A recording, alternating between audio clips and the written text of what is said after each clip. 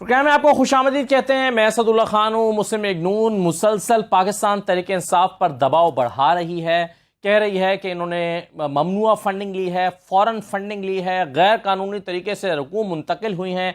आज इस पर कई प्रेस कॉन्फ्रेंसेज मुख्तलिफ रहनुमाओं की तरफ से की गई हैं। ऐसा लगता है मुस्लिम लीग नून का जो इस वक्त सबसे बड़ा मौजू है पाकिस्तान तहरीक इंसाफ के हवाले से, वो यही है कि तहरीक इंसाफ को जो है वो इलेक्शन कमीशन से बैन करवाया जाए या उसके खिलाफ फैसला जारी कराया जाए।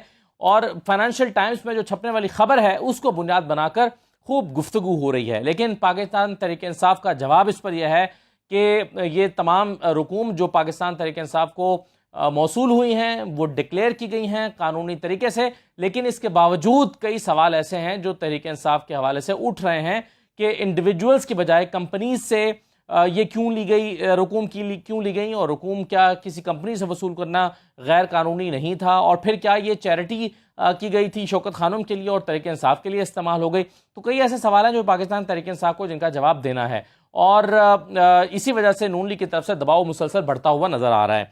दूसरी तरफ आज स्पीकर के इंतखाब के अमल को लाहौर हाई कोर्ट में नून लीग की तरफ से चैलेंज कर दिया गया है और कहा गया है कि यह खुफिया राय शुमारी होती है, लेकिन यहाँ पर बैलेट पेपर्स पर सीरियल नंबर्स डाल दिए गए जिससे ये खुफिया नहीं रहे, तो ये गैर कानूनी है। इसलिए जो स्पीकर का इंतखाब है इसको दोबारा कराया जाए। ये लाहौर हाई कोर्ट में इसकी अपील को इसकी समाअत होगी और 2 रुकनी बेंच जो है लाहौर हाई कोर्ट का वो इस पर समाअत करेगा। दूसरी तरफ आज डिप्टी स्पीकर का इंतखाब के लिए जो है वो कागजात नामजदगी जमा कराने का जो वक्त मुकर्रर था उसमें अपोजिशन के उम्मीदवार जो हैं वो कागजात जमा ही नहीं करा सके, बल्कि कागजात जो हैं उन्होंने वसूल देर से किया और मुकर्रर वक्त पर उन्होंने जमा नहीं करवाए, जिसकी वजह से जो वासिक कयूम है पाकिस्तान तहरीक इंसाफ के और उनके इत्तेहाद के उम्मीदवार वो बिला मुकाबला मुंतखब हो गए हैं। अब ये क्यों इसको संजीदा नहीं लिया गया अपोजिशन की जानिब से और इस इंतखाब में क्यों हिस्सा नहीं लिया गया, इस पर भी मुख्तलिफ चमगोइयाँ हो रही हैं। एक और इम्पॉर्टेंट चीज़ है और वो यह है कि तहरीक इंसाफ ने चीफ इलेक्शन कमिश्नर के खिलाफ अब रेफरेंस लाने का फैसला कर लिया है, क्योंकि इमरान खान मुसलसल इन पर बायस होने का इल्ज़ाम लगाते चले आ रहे हैं और कानूनी तरीका यही है कि इनके खिलाफ रेफरेंस लाया जाए। तो रेफरेंस की ग्राउंड्स क्या होंगी और क्या स्कोप है तहरीक इंसाफ के इस रेफरेंस का, अगर ये आता है तो क्या चीफ इलेक्शन कमिश्नर जो हैं वो अपने ओहदे से हट सकते हैं। और एक और आज डेवलपमेंट हुई है और वो ये हुई है कि आज FIA की जो स्पेशल सेंट्रल कोर्ट है FIA के केस में शहबाज शरीफ और हमजा साहब आज फिर पेश नहीं हुए, बल्कि उस पर जज साहब ने जो है वो ये रिमार्क्स भी दिए। उन्होंने कहा कि जब से इनकी बेल कंफर्म हुई है 11 जून से, तब से ये इसको संजीदा लेना इन्होंने छोड़ दिया है और अदालत में दोनों मुल्जिमान नहीं आ रहे हैं। हमजा शायद एक दफ़ा आए हैं और शहबाज शरीफ एक दफ़ा भी तब से नहीं आए, और आज भी उनकी हाजिरी मुआफ़ी की दरख्वास्त आ गई और कुछ और चीज़ें भी इसमें इंपॉर्टेंट हुई हैं। तो ये तमाम आज मौजूद है जिस पर हम गुफ्तगू करेंगे। मेरे साथ खान न्याज़ साहब मौजूद हैं, पाकिस्तान तहरीक इंसाफ के रहनुमा हैं। बहुत शुक्रिया न्याज़ साहब, खुशामदीद। सेनेटर राना मकबूल साहब हमारे साथ मौजूद हैं, आप मुस्लिम लीग नून के रहनुमा हैं, सेनेटर हैं, बहुत शुक्रिया। फरहाद अली शाह साहब हमारे साथ मौजूद होंगे, आप कानूनी माहिर हैं, और अजहर सिद्दीक साहब भी वकील और कानूनी माहिर हैं। मैं आप सबको खुशामदीद कहता हूँ। सबसे पहले अमजद न्याज़ साहब, आप कैटेगोरिकली जवाब क्यों नहीं दे रहे इल्ज़ामात का जो फाइनेंशियल टाइम्स में बरतानवी अखबार में लगाए गए हैं? इस पर नून लीग मुतालबा कर रही है कि या तो आप इस अखबार को सू करें, इसके खिलाफ मुकदमा करें, या फिर आप इसके इनका जवाब दें और जो पाकिस्तानी कानून के मुताबिक सजा है वो भुगतें। लेकिन पाकिस्तान तहरीक इंसाफ दोनों चीजें नहीं कर रहे, क्यों? असदुल्ला खान, हमने इससे पहले भी इलेक्शन कमीशन ने मांगा, ने उसमें जमा करा दिया। इसको फौरन कहना इस ख्याल में पाकिस्तान तहरीक इंसाफ के साथ क्या है। हमने हर किस्म की जो मनी ट्रेल थी और जहां जिस चैनल से पैसा आया वो भी लीगलाइज था और पाकिस्तानियों ने दिया। अब कोई मीडिया ट्रोलिंग करता रहे, अपने नंबर टांकता रहे, बिल्कुल आपकी ये बात दुरुस्त है। इसके ऊपर भी पाकिस्तान तहरीक इंसाफ जो है अपना होमवर्क कर रही है कि ये जो इसलिए तो हमने कहा था कि नून लीग और पीपल्स पार्टी का और हमारा हमसे यकसा सलूक किया जाए, और बल्कि जब फैसला हो तो भी तीनों का इकट्ठा और तीनों की रिपोर्ट नहीं सर, वो तो सही है, ये तो आपका पुराना मौक़िफ़ है। लेकिन सर ये बताएं कि जो अखबार ने दावा किया है कि अबराज ग्रुप के बानी आरिफ नकवी की जानिब से रकम मुंतकिल की गई, फिर कंपनीज का नाम लिखा है। ये स्टोरी सही है या गलत है फाइनेंशियल टाइम्स की? मेरी बात सुने ना, हमने कौन सा ऐसा गलत काम किया जिसके ऊपर जो है उसने जो स्टोरी डाली है, तो इसके ऊपर हमारा इंशाल्लाह ताला, हमने पहले भी मैंने कहा कि वो पूरा चैनल लिखा हुआ है और उस चैनल में ऐसी चीज नहीं है जिसमें वो ऑलरेडी हमने दिया हुआ है। तो नई बात उसने किया तो वो बताए। मैंने पहले कहा कि पहले भी हमने नहीं, आमजद नायर साहब, ये बात तो चले, आपका ये जो ग्राउंड है, आप कह सकते हैं कि जो रकम आई हमने उसको सही कामों के लिए इस्तेमाल किया, किसी ने उसको अपनी जेब में नहीं डाला, करप्शन नहीं की, मॉरल ग्राउंड जो है वो आपके पास दुरुस्त है। लेकिन कानून होता है, कानून के मुताबिक आप इंडिविजुअल से फंड इकट्ठे कर सकते हैं, कंपनी से फंड नहीं ले सकते। तो कानूनी तौर पर तो ये गलत हो गया ना?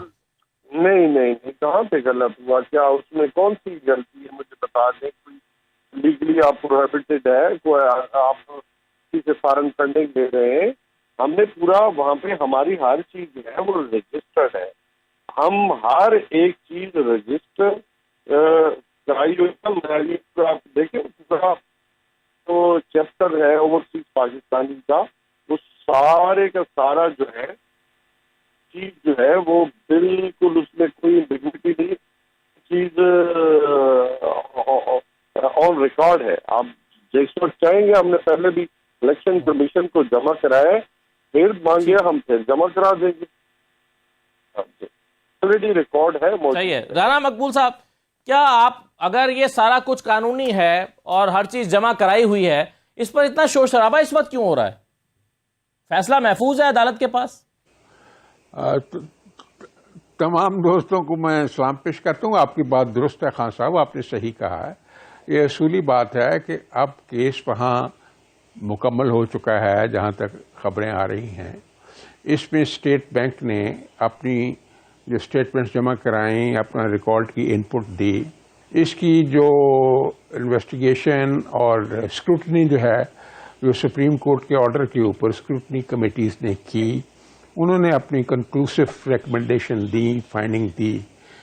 और अब फिर लास्ट बट द लीस्ट, अब फाइनेंशियल टाइम जो है उसने सारी बातें जो और खोल के बयान कर दी कि कंपनीज ने फंडिंग की है और तरह तरह की फंडिंग हुई है।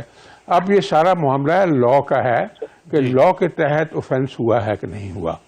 जब वो फैसला आएगा उसका इलेक्शन कमीशन का, तो सामने आ जाएगा। और सदीक साहब जैसे जो हमारे लॉ लॉरिएट्स हैं, स्कॉलर्स हैं, वो इसको एग्जामिन कर लेंगे। अगर ये फैसला एक्सेप्टेबल होगा पीटीआई के लिए तो फाबिया, नहीं होगा तो एपलेट फोरम खुला है, ये अपील में चले। फिर आज राणा साहब फैसला हो जाए, तो राणा साहब जब आज ये फैसला जो है इलेक्शन कमीशन में महफूज हो चुका है, तो आज नून लीग की तरफ से जो 6 प्रेस कॉन्फ्रेंसेस की गई, इसका फिर क्या मकसद था?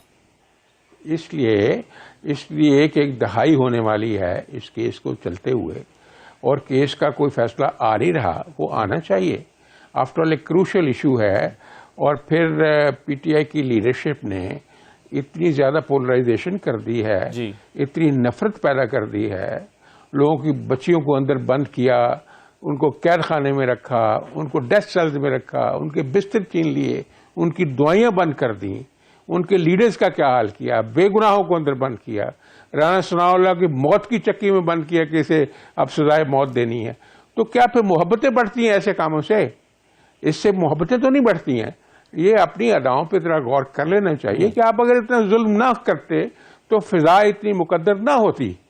आपने चूंकि इतने जुल्म किए हैं, इसलिए रिएक्शन भी, हर बात पे रिएक्शन होगा। अब भी ये फैसला कर लें। मैं तो ये कहूंगा कि ये सिलेक्ट कर लें अपने बंदे, अपने सियाने लोग जो हैं, बाकी तरह से भी सियाने लोग आ जाएं, वो टेबल पे बैठें और फैसला करें, एक एग्रीमेंट कर लें और आगे बढ़ें।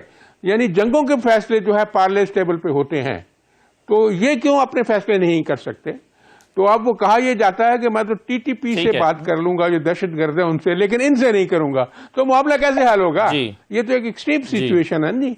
इसलिए ये रिएक्शन भी बढ़ता जा रहा है। फवाद चौधरी साहब ने वजाहत दी थी, फवाद चौधरी साहब कहते हैं कि जब हम कहते हैं कि इनसे बात नहीं करेंगे, तो वो ये कहते हैं कि जी, फवाद चौधरी साहब ने कल वजाहत की थी कि जब हम ये कहते हैं कि इनसे बात नहीं करेंगे, तो वो कहते हैं कि जी इनके साथ हम एनआरओ या इनके केसेस पर बात नहीं करेंगे, मुल्की मामलात पर बात करने के लिए तैयार हैं। नहीं, ये तो ऐसे बारीक भी नहीं है ना जी, और ये एक नुक्ता संजी आप कह लें, एक बू कलबोनी कह रहे हैं दूसरी जुबान में। बात यही है कि वो कहते जी हम बात नहीं करना चाहिए, बात नहीं करना चाहिए, तो चाहेंगे तो ये सिस्टमैटिक माहौल बढ़ता जाएगा। इसलिए बेहतर है कि सियासतदान जो है स्टेट्समैन की तरह बिहेव करें और तदब्बर से और फरासत के से मिल के बैठ के इन मसाइल का हल करने की कोशिश करें। ये कोई तरीकेकार नहीं है। ठीक है, इससे ना पंजाबी में कहते हैं दो ही चीजें हो सकती है ना, आज खुदा का वैर जब हो जाए। जी सही है आजाद सिद्दीकी साहब, दो ही चीजें हो सकती हैं, या तो ये स्टोरी गलत है और पाकिस्तान तहरीक इंसाफ को इस पर सू करना चाहिए अखबार को, दूसरी ये है कि ये इस पर फैक्ट सीखें और पाकिस्तान तहरीक इंसाफ को वजाहत करनी चाहिए। वो ये कहते हैं कि जी नहीं हमारा तो सारा कुछ हमने जमा करा दिया हुआ है और ये सब कुछ डिक्लेयर्ड है।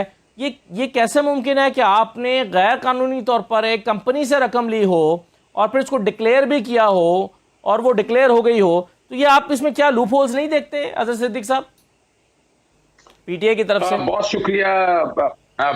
शुक्रिया अपना असद भाई। It is not a foreign funding case, it is basically a prohibited funding case. और ये इलेक्शन एक्ट 2017 के तहत तो आता नहीं। पॉलिटिकल पार्टीज ऑर्डर 2 का अगर आर्टिकल 6 पढ़ लें और रूल 6 पढ़ लें, पॉलिटिकल पार्टीज उस वक्त के रूल्स जो बने हुए हैं उनको सामने रखकर देखना है। अगर तो फॉरेन फंडिंग होगा तो इलेक्शन कमीशन के पास तो इख्तियार ही नहीं है। दैट राइट्स और jurisdiction vest with the federal government in term of article 17 कि वो डिक्लेयर करे रेड विद सेक्शन 212 और 213 ऑफ द इलेक्शन एक्ट या पॉलिटिकल पार्टीज एक्ट, जो कि ये पुराना चला आ रहा है। फेडरल गवर्नमेंट पहले डिक्लेयर करेगी, matter shall be referred to the Supreme Court, Supreme Court इस पे बैठकर एडजुडिकेट करके फाइनली डिसाइड करेगी। तो ये तो पहले ज़हन में रख लेंगे, आर्टिकल 17 या सेक्शन 212 213 के तहत नहीं है, या आर्टिकल 6 के तहत है। अब आर्टिकल 6 में जो आप बात कर रहे हैं वो प्रोहिबिशन है, सब आर्टिकल 3 के अंदर लिखी हुई है और मैं पढ़ देता हूं, आम नाजरीन के लिए भी जरूरी है। एनी कंट्रीब्यूशन, लफ्ज कंट्रीब्यूशन है, मेंबरशिप फी की बात नहीं है, मेड डायरेक्टली और indirectly by any foreign government, multinational, अब जरा सुनिएगा, मल्टीनेशनल और डोमेस्टिकली इनकॉर्पोरेटेड पब्लिक और प्राइवेट कंपनी, फर्म, ट्रेड और professional association shall be prohibited and the parties may accept contribution and donation only from individuals। ये मैं आपके सामने मैंने आर्टिकल पढ़ा है, जिसके सामने लफ्ज क्या है, सिर्फ प्रोहिबिट करेगी। और उसके अगला जो अगर आप आर्टिकल फॉरेन फंडिंग में और प्रोहिबिटेड फंडिंग दोनों की सजा में ही फर्क है ना, चीजें तो दोनों ही गलत हैं। नहीं, मैं फिर अर्ज करता चलूं। देखिए ये सवाल ये नहीं है, फॉरेन फंडिंग तो केस ऑपरेशन रजीम चेंज और इमरान खान की गवर्नमेंट के साथ जो हुआ, पैसा बाहर से इंडक्ट हुआ, जिस शक्ल में भी आया, लोकल हैंडलर थे, फॉरेन हैंडलर थे, आपने वोट ऑफ कॉन्फिडेंस के लिए लोग खरीदे, उन्होंने वोट दे दिया। This is a foreign funding का बेस भी ये है। पैसा बाहर से पकड़ा, आप गवर्नमेंट ने उल्टा दें, पैसा बाहर से पकड़ा, आप मुल्क में अनारकी और ये कर दें, ये मेन एम या फ्रेम उसका वो ये है। प्रोहिबिटेड फंडिंग और फॉरेन फंडिंग में जमीन आसमान का फर्क है कि वो तो मुल्क की सालमियत पे आर्टिकल 17 फर्क तो है, बिल्कुल सही है आज़ाद साहब, फर्क तो है, लेकिन मैं ये कह रहा हूं कि दोनों ही पाकिस्तान के कानून के मुताबिक गलत है ना। दोनों की एक की सजा बड़ी है कि सजा छोटी है, चले आप ये कह सकते हैं। चले मैं एक छोटा सा ब्रेक ले लूंगा, उस पर मजीद बात करते हैं। और साथ ही साथ फरहाद अली शाह साहब हमारे साथ मौजूद है। ये आज नून लीग लेकर चली गई है लाहौर हाईकोर्ट के पास मामला कि जी स्पीकर का जो इंतखाब है ये गैर कानूनी तरीके से हुआ है, क्या निकात हैं इसके और कैसे नून लीग ये समझती है और इसका क्या स्कोप है इस एप्लीकेशन का। एक ब्रेक के बाद इस पे बात करते हैं।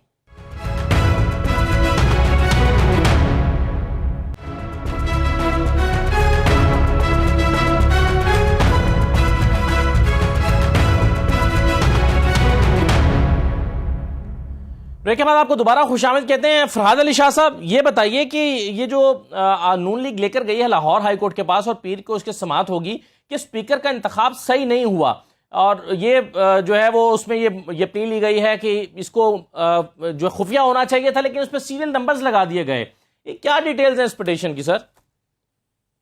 देखिए, बात सिर्फ ये है कि सीक्रेसी जो है वो बेसिक एलिमेंट है इस इलेक्शन का, और जब आप सीक्रेसी आउट कर देते हैं तो वो इलेक्शन जो है वो वाइड ही हो जाता है, और इसी चीज को जो है वो चैलेंज किया गया। और आप जो इस कॉन्टेक्स्ट पे बात कर रहे हैं पिटीशन के कॉन्टेंट्स, वो मेरे, क्योंकि मैंने पिटीशन नहीं पढ़ी तो उस पर तो मैं कमेंट नहीं कर सकूंगा। वो तो नहीं, मैं ओवरऑल बात कर रहा हूँ, मैं उस पिटीशन के हवाले से मैं इस स्कोप की बात कर रहा हूँ कि इसमें कानून क्या है। और जी देखिए, सीक्रेसी जो है वो आउट होना जो है वो तो इलेक्शन को वैसे ही कालअदम कर देता है। तो ये आपके सामने सारा इलेक्शन हम लोगों ने सबने देखा ही है जिस तरीके से इस इलेक्शन में किया गया। और सबसे बड़ी बात यह है कि इलेक्शन हमेशा एक पार्लिमानी अंदाज में होते हैं, और जिस तरीके से वहाँ पे मछली मंडी बनी है इस इलेक्शन में, और जिस तरीके से वोटर्स को हुटिंग की गई और सारे मामलात किए गए वो आपने स्क्रीन पे देखे ही है सबने। तो ये तो कोई इलेक्शन नहीं है। तो मैं समझता हूँ कि ये तो बिल्कुल सही चैलेंज हुआ है। सही है। तो अजहर सिद्दीक साहब, ये आपके ख्याल में सीरियल नंबर लगाने से सीक्रेसी मुतासर हो जाती है, तो ये इंतखाब स्पीकर का सही नहीं हुआ, डिप्टी स्पीकर का, और डिप्टी स्पीकर का तो खैर हो ही नहीं सका। जी देने से ना सीक्रेसी का तो ताल्लुक ही नहीं है, नंबर वन। क्वेश्चन ये है कि शो ऑफ हैंड की बात है, यानी नॉर्मली जो बात होती है ना, और आपको पता है कि जब आप लोकल इलेक्शन, जब आप आम एमएनए एमपीए का आप जब वोट डालने जाते हैं तो वो बाकायदा वहां भी सीरियल नंबर हमने तो नॉर्मली लगे हुए देखे हैं। यहाँ इलेक्शन होने हैं अंडर द कॉन्स्टिट्यूशन, स्पीकर और डिप्टी स्पीकर के दरमियान अंडर द कॉन्स्टिट्यूशन हुए। एक पार्टी के वोट 186 हैं, अपना हमने वो सारे देख लिए हैं, that is an admitted fact, उसमें तो कोई डाउट नहीं है। फिर दूसरी बात है कि जो रिजेक्ट हुए हैं वो पाकिस्तान मुस्लिम लीग नून या बाकी पार्टी के हवाले से वो भी आ गया, यानी रिजल्ट तो सारा आपके सामने आ गया ना जी। या तो कहें कि ऐसा हो नहीं, लेकिन अजहर साहब अगर तो इसी बुनियाद पर इलेक्शन होना है कि जी हमने हमारे पास तो 186 हैं जो कि सीएम के वोट उसमें इलेक्शन में नजर भी आ गए हैं, तो फिर तो इलेक्शन ही नहीं होना चाहिए स्पीकर का। तो फिर तो आप डायरेक्ट कह दें कि जी नंबर मौजूद है, हमारा स्पीकर होगा। नहीं, मैं ये बात कर ही नहीं रहा, मैं ये बात ही नहीं कर रहा। सवाल ये है कि जो वोट डाला वही वोट बाहर निकला ना, मैं तो ये कह ही नहीं रहा। मैं ये थोड़ा कह रहा हूं इलेक्शन हुआ, इलेक्शन में जो वोट डाले गए वही वोट बाहर निकले, और वो जो जितना प्रोसेस है आपने जिसको वोट डालना है, लगाने से क्या सीक्रेसी मुतासर नहीं होती अजहर साहब? बिल्कुल मुतासर नहीं होती। ये मैं फिर अर्ज करूं, देखिए सीक्रेसी के जो बेसिक एलिमेंट है वो आपने देखने हैं कि सीक्रेसी के बेसिक एलिमेंट हैं कौन से। मिसाल के तौर पर शो ऑफ हैंड से करना है, आप ओपन बैठकर ओपन शो करके बता रहे हैं मैं फला आदमी को डाल रहा हूं। वोट जो उसने किसको देना है किसको नहीं देना वो तो जाके उसने अंदर जाके डाला है और बैलेट बॉक्स में डाला है, उसको हम उस अमानत के सुपुर्द कर दिया है। यानी वहां किसी जगह भी अगर ये तो हर एक और आप हम सबको पता है कि वो जैसे ही वो वोट डालने गए, जिस तरह वो बैलेट पेपर छीने गए, वहां से इंटेंशन नजर आ रही थी ना कि ये लड़ाई झगड़ा या ऐसे मामला लाना चाहते थे। ये बुनियादी तौर पर एक जो मैं बात बता दूं कि ये फैसला हो चुका है इन जमातों के दौरान की अदालतों को बैकफुट पे लेकर जाना है। डिप्टी स्पीकर वाला जो चीफ मिनिस्टर वाला इलेक्शन देख लें, अब ये वाला मामला भी आप देख लें, यानी आपके सामने है ना, यानी इसमें तो कोई ऐसी चीज नहीं ना।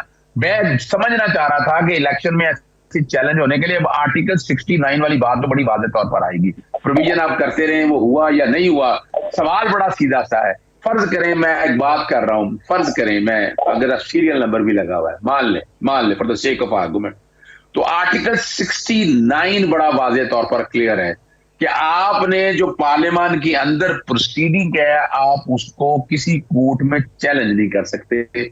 और यूसुफ रजा गिलानी वाला केस है जिसमें वोट में बाकायदा वोट रिजेक्ट हुए और हर कोई समझ रहा था, हर कोई मानता था कि नहीं ये गलत वोट रिजेक्ट हुए हैं, लेकिन कोर्टों ने इंटरफियर नहीं किया। कोर्टों ने क्या कहा, इसका बड़ा लेटेस्ट जजमेंट पढ़ लेते हैं यूसुफ रजा गिलानी वाली। उन्होंने कहा कि आपके पास अक्सरियत है ना, आपके पास अक्सरियत है, जाए जाकर वोट ऑफ नो कॉन्फिडेंस लें और बाहर आउट कर दें।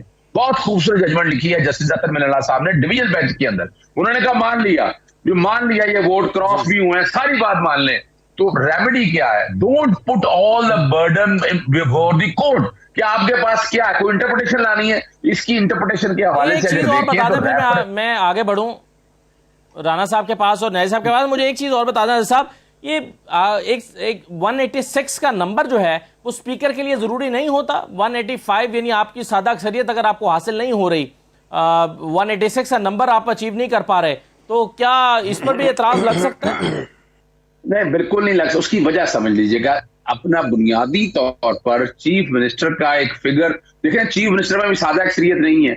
सादा अक्सरियत पहले अगर आपने ले ली और आपका सेकंड, यानी ये भी इजलास क्या हुआ कि 25 माइनस हुए 190, वो तो रन ऑफ इलेक्शन हो गया ना सेकंड टाइम पे। और ये हाँ, तो यही बात आ गई ना। तो यानी यहाँ पर चीफ मिनिस्टर के हवाले से सादा अक्सरियत की बात नहीं, सादा अक्सरियत के हवाले से जो प्रॉब्लम आनी है ना, आप लेजिस्लेशन करेंगे ना, जब आप लेजिस्लेशन करेंगे तो लेजिस्लेशन के लिए आपको वो मैजिक फिगर पूरी करनी है कानून साजी के हवाले से।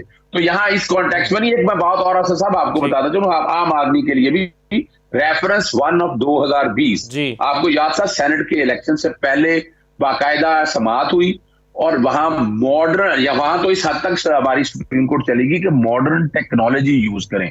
ये जजमेंट ये तकरीबन ये स्टार्ट हुई थी हियरिंग 4 जनवरी से 2021 से लेकर 25 फरवरी 2021, वो सेनेट के इलेक्शन से पहले आ गया था। सेनेट के इलेक्शन पर मैंने इसमें कई दफा खाते लिखे हैं उनको कि आप इस जजमेंट को इंप्लीमेंट करें। उन्होंने कहा कि हम कोशिश कर रहे हैं कि इसको इंप्लीमेंट करने के हवाले से, लेकिन अभी तक ऐसी बात कोई नहीं आ सकी है। मटीरियली मैंने आपके सामने जजमेंट साहब आप जी चले, मैं इस पर यह है कि फराज साहब का भी मौक़िफ़ ज़रूर लूँगा कि वो क्या समझते हैं कि 186 के हवाले से। और इसके साथ साथ मुझे राणा साहब ये बता दीजिए कि ये स्पीकर का तो चलें आपको हो गया इलेक्शन पे एतराज़, डिप्टी स्पीकर के इलेक्शन में हिस्सा ही नहीं लिया अपोजिशन इत्तेहाद ने, इसकी क्या वजह हुई? ये पार्टीज का फैसला होगा अपना, जो उन्होंने हिस्सा नहीं लिया वो तो वैसे तो एहतजाज के तौर पे हिस्सा नहीं लिया। जो स्पीकर के इलेक्शन में रूल्स की खिलाफ वर्जी की गई है, with all respect and regard जो है हज़रत सिद्दीक साहब के लिए, इसमें सीक्रेसी इज़ वेरी सीक्रेट। और जो सीरियल नंबर या नंबर लगाना उसका पर्चियों के ऊपर अदरवाइज ये इसलिए किया जा सकता है ताकि वो वोट को ट्रैक कर सकें जी। तो इस अच्छा राणा साहब अगर आप इजाजत दें 1 मिनट मुझे दीजिए, अली हैदर गिलानी साहब मेरे साथ मौजूद हैं। ये सवाल मैं उनके सामने रख देता हूं कि उन्होंने इलेक्शन में हिस्सा क्यों नहीं लिया। अली हैदर गिलानी साहब क्या हुआ, क्या ताखीर हो गई, लेट हो गई या कोई और वजह थी? थैंक यू वेरी मच जी। इसमें ताखीर की कोई बात नहीं है जी। पार्टी की पॉलिसी थी, दोनों जमातों ने बैठ के ये तय किया कि पहले वो, उनका तो शुक्रिया उन्होंने मुझे कैंडिडेट बनाया, but then both parties decided कि हम इस इलेक्शन का बाइकआउट करें, क्योंकि जिस तरह कल इलेक्शन हुआ और सीक्रेसी ऑफ वोट को इंश्योर नहीं किया गया तो हमें कोई फायदा नहीं मिलेगा कल का डिप्टी स्पीकर का इलेक्शन लड़ने से, जिसमें भी कल की तरह जो बैलेट की सीक्रेसी है वो मेंटेन नहीं रहेगी। तो फ्री एंड फेयर इलेक्शन के जो असूल हैं अगर आप उनको मर्डर करेंगे तो बाइकआउट ही होगा और क्या होगा। गिलानी साहब लेकिन वो जो आपको एतराज है वो तो आप लाहौर हाईकोर्ट में ले गए और उस पर 2 रुकनी बेंच समाअत भी कर रहा है, तो ये मैदान खाली छोड़ देने से बेहतर ना होता कि आप इलेक्शन लड़ते और एतराज होता तो दोबारा अदालत के पास जाते? देखें ऐसे होता, ऐसे हमने जो डेट फिक्स हुई है मंडे की, उसी में हम डिप्टी स्पीकर के इलेक्शन को भी बीच में लेके आएंगे ऑनरेबल जजेस के सामने।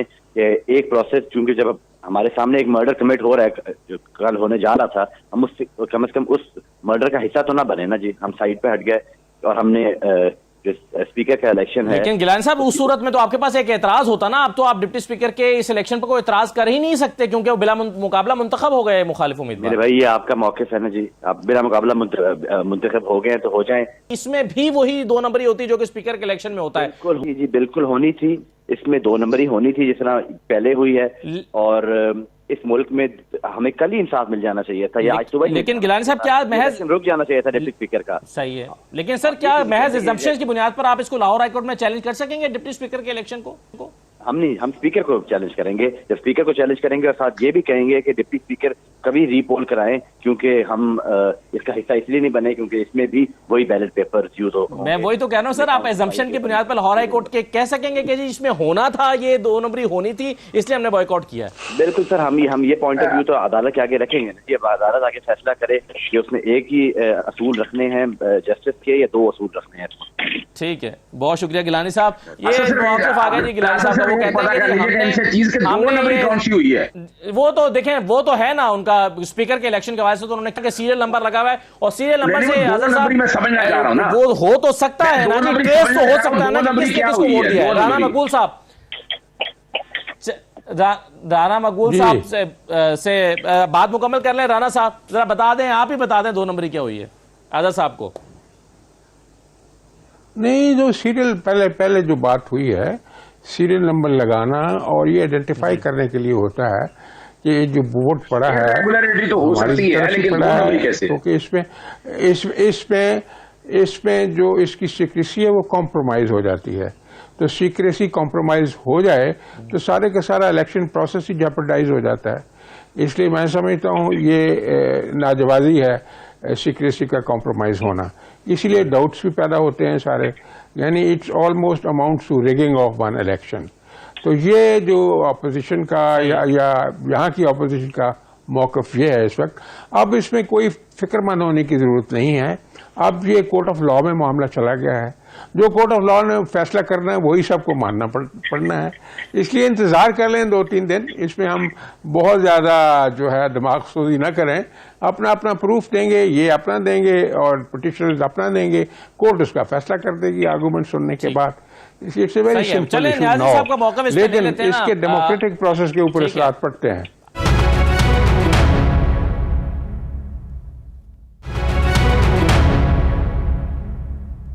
बता दीजिए, ये जब आपको पता है कि खुफिया राय शुमारी से होता है तो ये क्यों इस पर सीरियल नंबर लगा के, आखिर सीरियल नंबर से आप ट्रेस कर सकते हैं कि किसने किसको वोट दिया, यही मकसद हो सकता है ना सीरियल नंबर लगाने का, वरना आप कंट्रोवर्सी जो है वो पैदा ही ना होती। ये क्यों किया गया?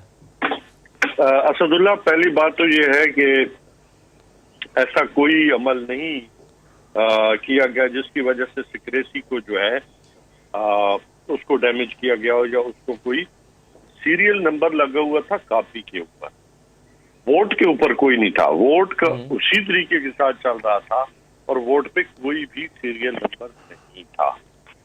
सीरियल नंबर सिर्फ और सिर्फ कॉपी के ऊपर था कि 1, 2, 3, मैं मिसाल दे रहा हूँ, इस तरह का था। अदरवाइज सर वो बैलेट पेपर के ऊपर था ना सीरियल नंबर, बैलेट पेपर के ऊपर नहीं था, बैलेट जो पर्ची लेके जा रहा तो था, बैलेट पेपर के ऊपर सीरियल नंबर होगा तो उसका रिकॉर्ड भी होगा ना कि कौन सा बैलेट पेपर किसके पास गया।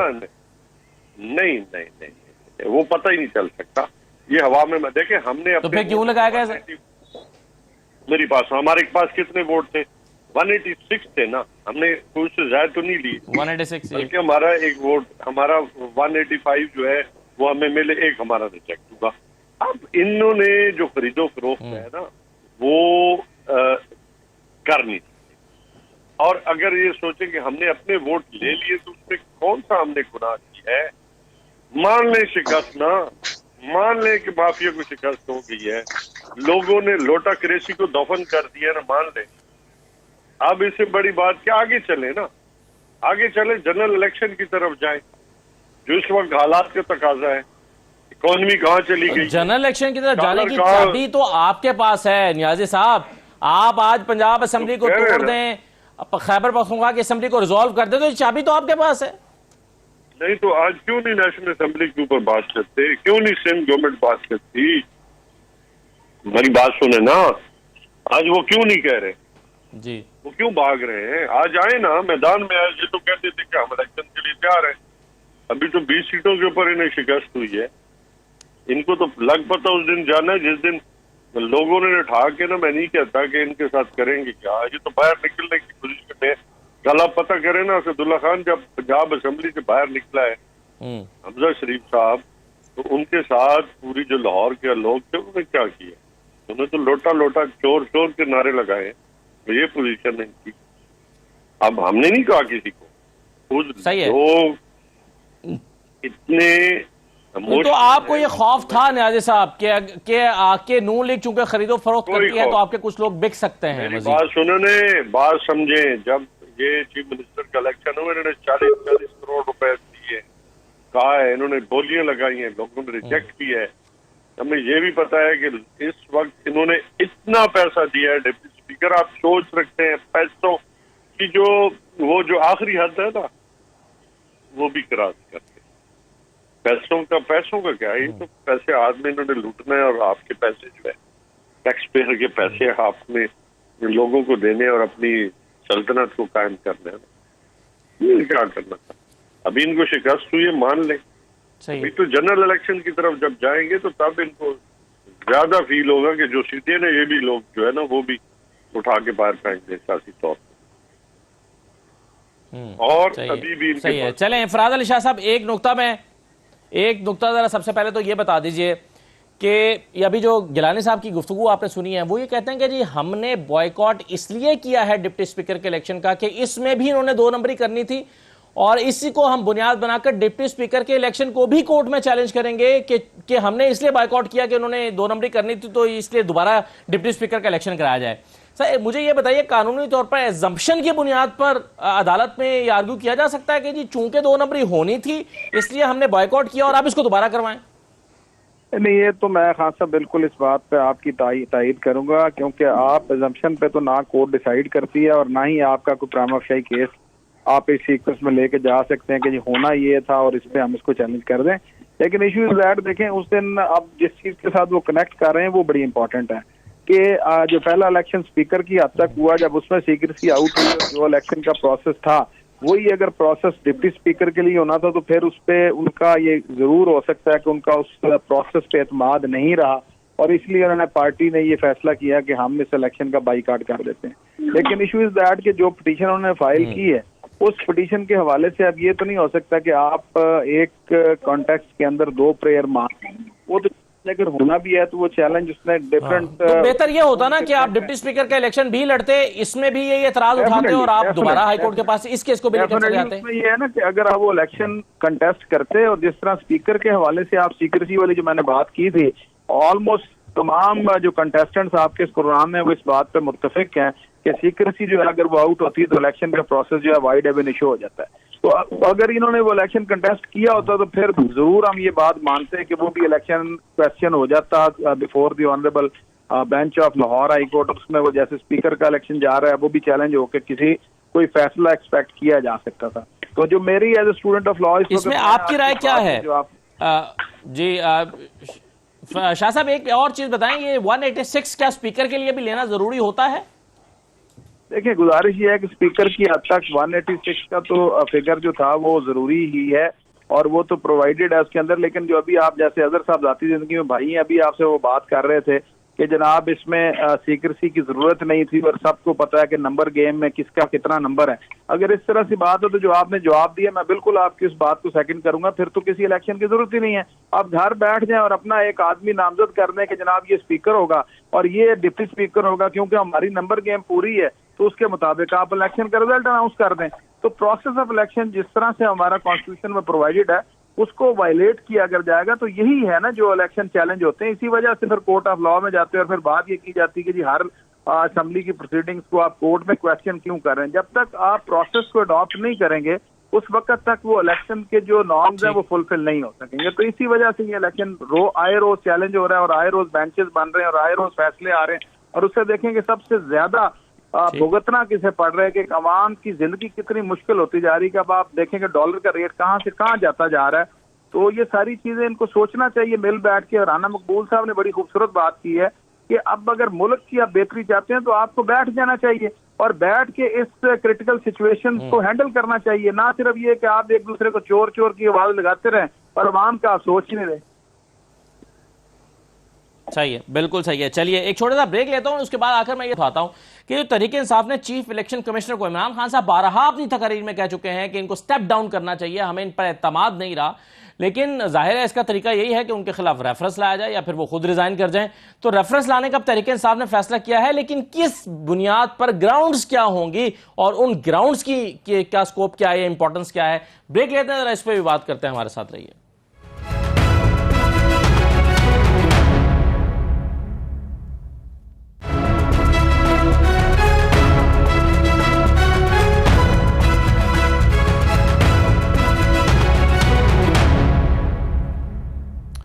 ब्रेक के बाद दोबारा खुशामदीद कहते हैं। ये अमजद खान न्याई साहब, ये आपने फैसला किया है कि चीफ इलेक्शन कमिश्नर के खिलाफ रेफरेंस लाएंगे, क्या बुनियाद है आपके पास? जरा मुझे सॉलिड ग्राउंड्स बताइएगा कि ये 1 2 3 4 5 यहाँ पर जो है वो बाइस्ड रहे हैं।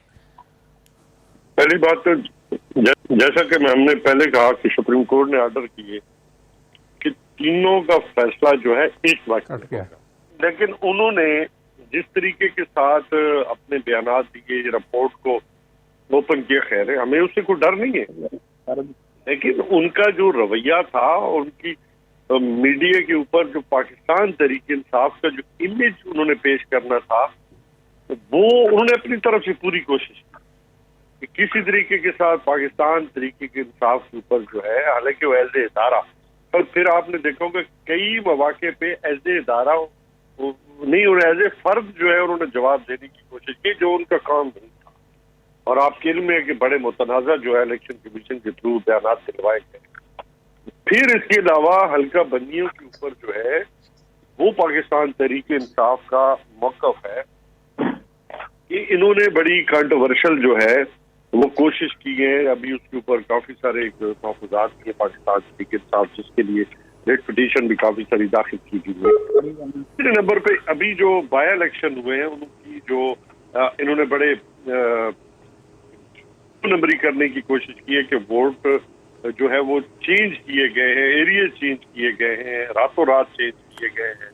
मतलब एक जगह से जहाँ पे पाकिस्तान तहरीक इंसाफ की जो अक्सरियत थी उसको उठा के कहीं और फेंकने की कोशिश की। फिर जिनकी डेथ शो करने की कोशिश की, आपने देखा होगा कि वो उन्होंने कहा बड़े, जैसे ही हम हाई कोर्ट में उन्होंने कहा जी कि हमसे वो टाइपिंग एरर हो, ये टाइपिंग एरर 40 लाख लोगों की टाइपिंग एरर। और फिर हम इनका जो रवैया डस्का के लिए कुछ था, और अभी जहाँ पे बहुत सारे मामला आए उसके ऊपर इनका सही है। मगर सर ये देखें, ये कुछ गुफ्तगू तो आपने की है सियासी गुफ्तगू, लेकिन जब आप रेफरेंस लेकर आएंगे तो आप उसमें ये थोड़ी कहेंगे कि जी डस्का में इन्होंने बड़ा सख्त रवैया इख्तियार कर लिया और वहां पर जो है वो प्रिजाइडिंग ऑफिसर्स के गायब हो जाने के बाद इलेक्शन का ऑर्डर क्यों कर दिया। तो ये इसमें कानूनी निकात डालने पड़ेंगे। अजहर सिद्दीक साहब शायद इसका जवाब दे सकें। अजहर सिद्दीक साहब, कौन से कानूनी निकात जो है वो डाले जाएं? आपके ख्याल में कोई ग्राउंड्स हैं पीटीआई के पास चीफ इलेक्शन कमिश्नर के खिलाफ?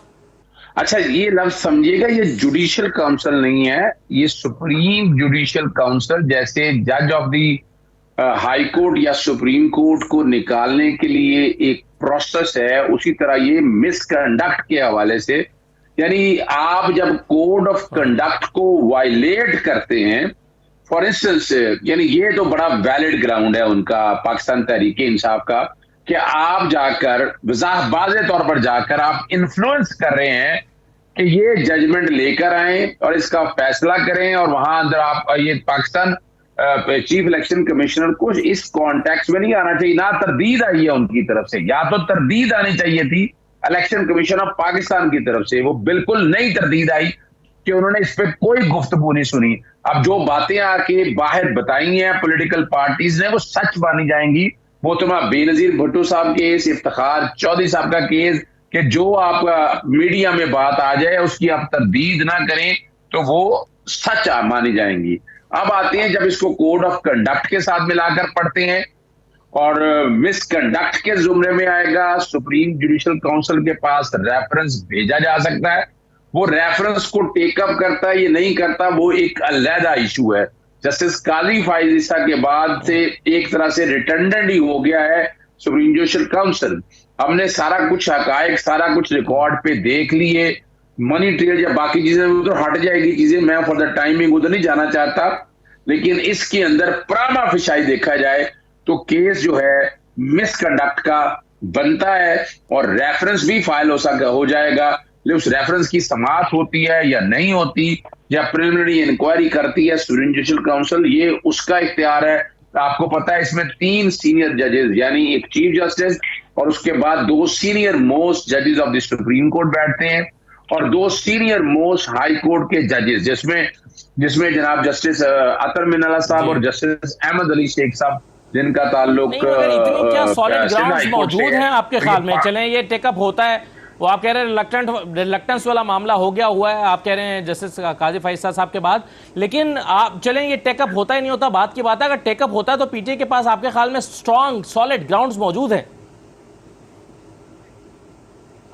अच्छा, चेन ऑफ इवेंट बहुत से हैं, सिर्फ एक यही चेन ऑफ इवेंट नहीं है, चेन ऑफ इवेंट बहुत से हैं।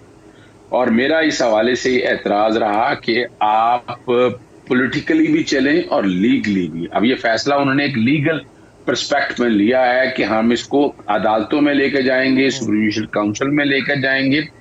आप ये बायस एस्टेब्लिश करना है, और बायस वाला देखना 2 इश्यूज है, एक मिसकंडक्ट की बात है, अब आप जो दूसरी बात कर रहे हैं वो बायस की बात है। और 22 पे आपको बड़ा बड़ा केसला मौजूद है। मुझसे 3 दिन और पहले ये पूछा सारा गया था, प्रोसेस जो है वो मैंने क्या यही बताया। अगले इलेक्शन से पहले पहले मुकम्मल होने का इम्कान मौजूद है आपके ख्याल में, क्योंकि ये तो बहुत टाइम टेकिंग प्रोसेस लगता है? कौन जीता है तेरी क्या है जी, तेरी जुल्फ के सर होने ठीक तक है, मेरा जवाब ख्याल है। आ गया, सब कौन यही जीता शेर है तेरी जुल्फ के सर बस होने यही तक। चलें, फराद अली शाह साहब, फराद अली शाह साहब, आपकी क्या राय है? आपके ख्याल में क्या पीटीआई के पास बाइस और मिसकंडक्ट दोनों चीजें साबित करने के लिए सॉलिड ग्राउंड्स मौजूद हैं? देखिए, बात सिर्फ खान साहब, मैं तो ये कहता हूँ कि अगर उनके पास कोई ऐसी चीज मौजूद है तो why they are waiting for वो भिजवाएं रेफरेंस। की वजह ये है कि अगर आप कल को इलेक्शन हो जाता है और आप कल को कहते हैं कि हमारे पास तो ये रीजन थे और हम कहते रहे, देखें दो बातें हैं ना। एक प्रोसेस ये अजहर सदीक साहब ने अभी आपको बताया, वो प्रोसेस अगर टाइम टेकिंग है तो उसको प्रायर टाइम ये करें। उसको सिर्फ और सिर्फ ये प्रेस कॉन्फ्रेंस में कह देने से या एक मजमे के साथ आप एड्रेस करते हुए कह दें, तो ये तो सारा का सारा मैं समझता हूँ कि अगर ये रेफरेंस नहीं भिजवाते तो फिर एक प्रोपोगंडा होगा एक ऐसे इंस्टीट्यूशन के अगेंस्ट कि जिसके ऊपर सारा दारोमदार है मुल्क की सियासत का भी और तमाम पार्लियामेंटेरियन पार्टीज का और तमाम इलेक्शन का। तो अगर इस किस्म का इनके पास मटीरियल है पीटीआई के पास तो फिर ये रेफरेंस फाइल कर दें, और अगर इनके पास ऐसा मटेरियल नहीं है तो फिर मैं ये समझता हूँ कि फिर ये बहुत बड़ी ज्यादती होगी कि आप प्रोसेस को अडॉप्ट नहीं करना चाहते और सिर्फ एक पॉइंट पे आप सिर्फ पॉइंट स्कोरिंग कर रहे हैं। बहुत शुक्रिया तमाम मेहमानों का। फराद अली शाह साहब, सेनेटर राना मकबूल साहब, अमजद खान नई साहब, इजाजत दीजिए, अल्लाह हाफिज।